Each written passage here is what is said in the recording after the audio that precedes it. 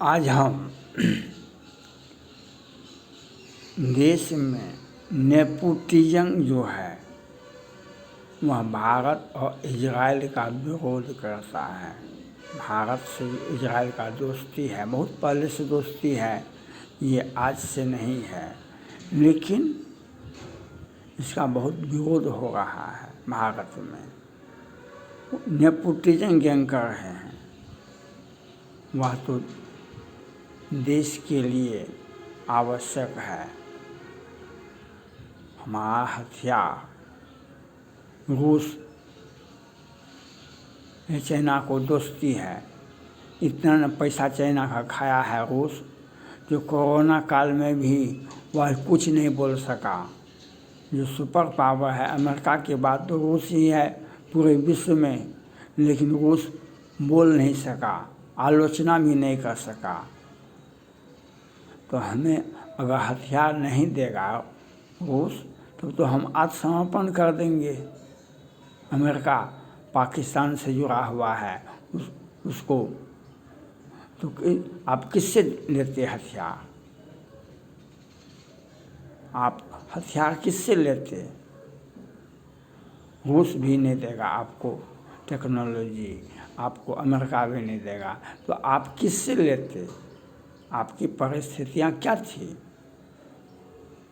आपकी परिस्थितियाँ के मुताबिक ही देश के प्रधानमंत्री निर्णय लेते हैं। तो इजराइल से हमारा पहले से दोस्ती था, हम उससे हथियार खरीदे। जब आपको वह हथियार दिया तो आप अपना हथियार बनाए, और रूस भी हमको दिया, अमेरिका भी दिया, क्योंकि हम किसी पर निर्भर नहीं रहते हैं। अपना व्यवस्था हम खुद कर लेते हैं। और इजराइल भी दिया, और मेड इन इंडिया भी हुआ, मेड इन इंडिया भी हुआ। और रूस भी जब देखा कि इजराइल से इसके अच्छे संबंध हैं, तो रूस भी हमको कहता है आप ये हथियार ले लीजिए, आप ये हथियार ले लीजिए। अमेरिका भी कहता है कि इसका काम तो चल गया, हमें रूस भी नहीं देगा हथियार, हमें अमेरिका भी हथियार नहीं देगा, तो हमारा काम चल जाएगा। हमको कोई देश चुनौती नहीं दे सकता। इजराइल का हथियार है, अपना मेड इन इंडिया है। तो अब जब आप जब शक्तिशाली हो जाते हैं, आप जब मजबूत हो जाते हैं, तो पड़ोसी भी आपको ऑफर देगा। अमेरिका भी कहता है हमसे ये हथियार ले लीजिए, रूस भी कहता है हम ये हथियार ले लीजिए, नई नई टेक्नोलॉजी ले लीजिए। जो अमेरिका कभी नहीं देता था वह हमें दे रहा है, ऑफर कर रहा है। यहाँ तक कि अमेरिका की कंपनियां ने तो कहा कि हम भारत में फैक्ट्रियाँ लगा देंगे। मार्टिन ने कहा हम भारत में फैक्ट्रियाँ लगा देंगे, हमारा हथियार अब भारत लेगा तो अब भारत को इससे डबल फायदा होगा। हम अपना हथियार विदेश में ही बेचेंगे और भारत का जो ज़रूरत होगा वह भी पूरा होगा। तो हमारा इजराइल से दोस्ती है। अभी बांग्लादेश ने घोषणा किया है, वहाँ का आतंकवादियों ने, वहाँ का सरकार ने भी हमको धमकी दिया है। बांग्लादेश में जो नई सरकार बनी और वहाँ का आतंकवादियों को भी छोड़ दिया गया है जेल से, उसने हमको धमकी दिया है। ममता बनर्जी को धमकी दिया कि आप मोदी से अलग रहें। पाकिस्तान, बांग्लादेश, ये पश्चिम बंगाल को मिला करके एक अलग राष्ट्र बनाने का प्रयास कर रहा है।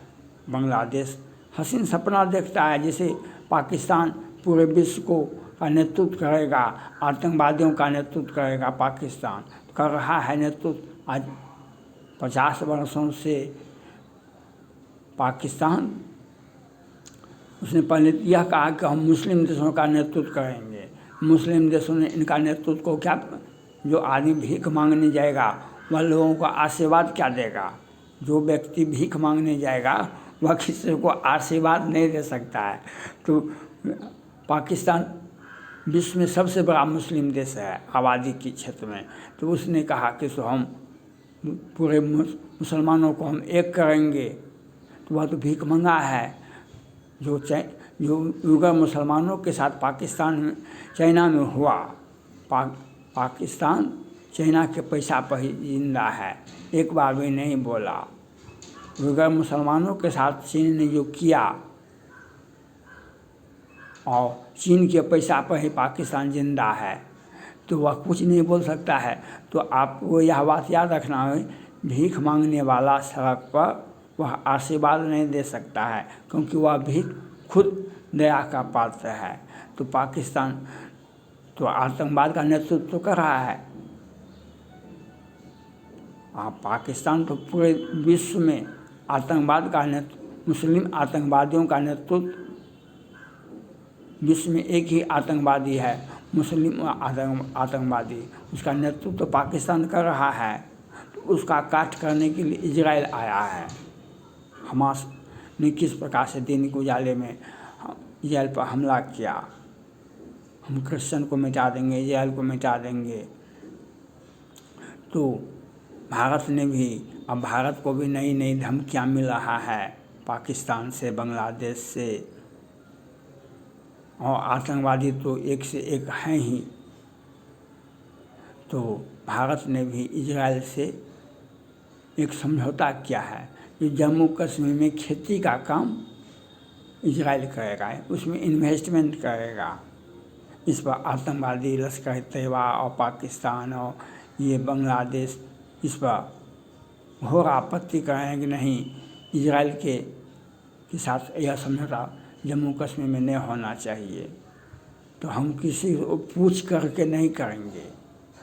वह खेती भी करेगा, वहाँ पर इन्वेस्टमेंट भी करेगा, और चुन चुन करके जो पाकिस्तानी और ये लश्कर तैयबा, ये जो बड़े बड़े आतंकवादियों, बांग्लादेश नया बांग्लादेश जो बना है, उसमें जो आतंकवादी उत्पन्न हुए हैं, जो हिंदुओं को टारगेट पर लेते हैं, और विश्व के सारे आतंकवादी इधर जो आ रहे हैं, उसको टपकाने के लिए सबसे बेहतर हथियार हमारे पास में एक ही है, वह है इजराइल।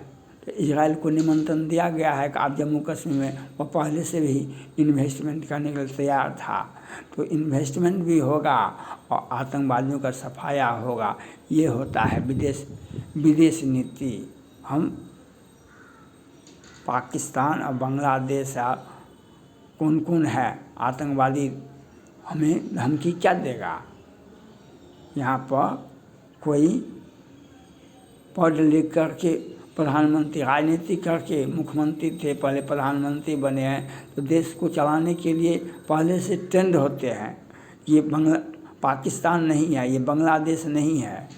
और हमने इस प्रकार से माननीय प्रधानमंत्री नरेंद्र मोदी इजराइल के साथ एग्रीमेंट हो गया है, जम्मू कश्मीर में वे इन्वेस्टमेंट करेंगे खेती में, और उसमें लगे हुए जो जम्मू कश्मीर में ही तो आतंकवादी का आयात निर्यात करता है ये पाकिस्तान।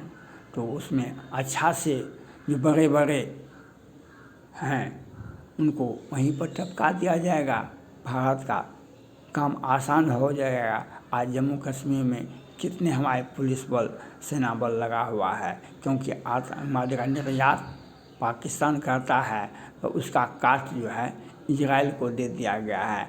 अब इजराइल आएगा, जिस प्रकार से हानिया का समाप्ति किया, जिस प्रकार से बड़े बड़े